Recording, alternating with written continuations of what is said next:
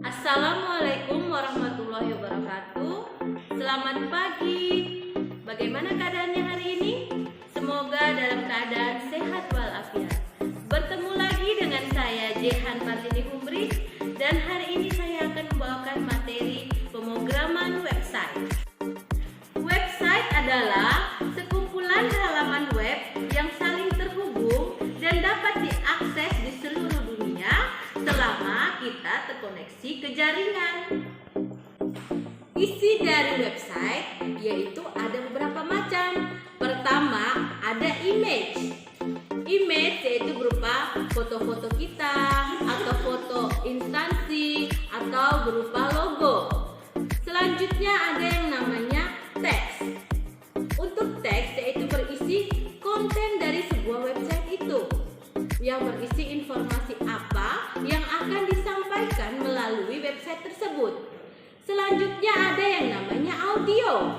Audio itu adalah suara yang menghasilkan suara dari sebuah website, baik itu ada suara background ataupun suara lainnya yang sebagai visual untuk website tersebut. Selanjutnya ada yang namanya video, yaitu berisi tentang video yang sesuai dengan isi dari website kita. Tipe website ada dua, ada yang namanya web statis dan ada yang namanya web dinamis. Perbedaannya dari web statis dan web dinamis adalah untuk web statis tidak memiliki interaksi antara si pemilik website dengan klien yang mengunjungi websitenya. Sedangkan web dinamis memiliki interaksi. Kemudian untuk web statis dan web dinamis menggunakan beberapa bahasa pemrograman dalam pembuatan website seperti ada HTML, ada CSS, dan juga ada JavaScript. Selanjutnya, web statis tidak memiliki yang namanya database, sedangkan web dinamis memiliki yang namanya database. Database yang bisa digunakan misalnya adalah MySQL ataupun PHP. Adapun dalam pembuatan website memiliki beberapa kebutuhan, yaitu pertama adalah programming language atau bahasa pemrograman. Di sini kita bisa menggunakan yang namanya HTML, CSS, dan JavaScript. Selanjutnya kita juga membutuhkan web browser, yaitu contohnya menggunakan Chrome, Opera, Internet Explorer, ataupun Firefox. Selanjutnya kita juga membutuhkan yang namanya text editor sebagai tempat kita untuk menulis skrip-skrip yang akan kita buat sebagai website kita.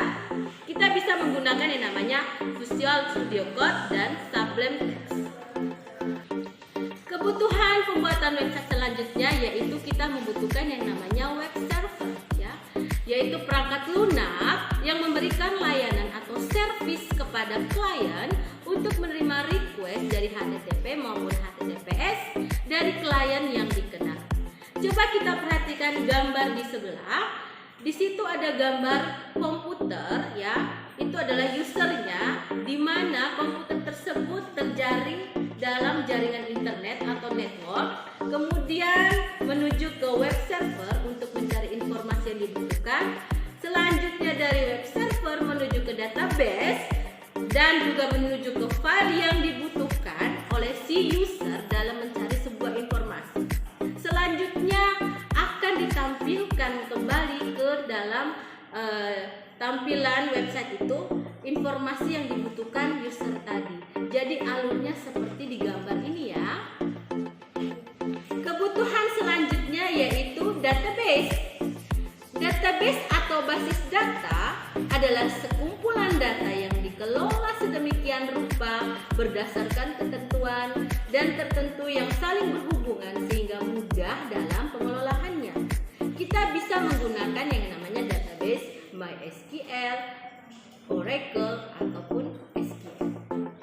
Kebutuhan website selanjutnya yaitu hosting dan domain. Apa itu hosting?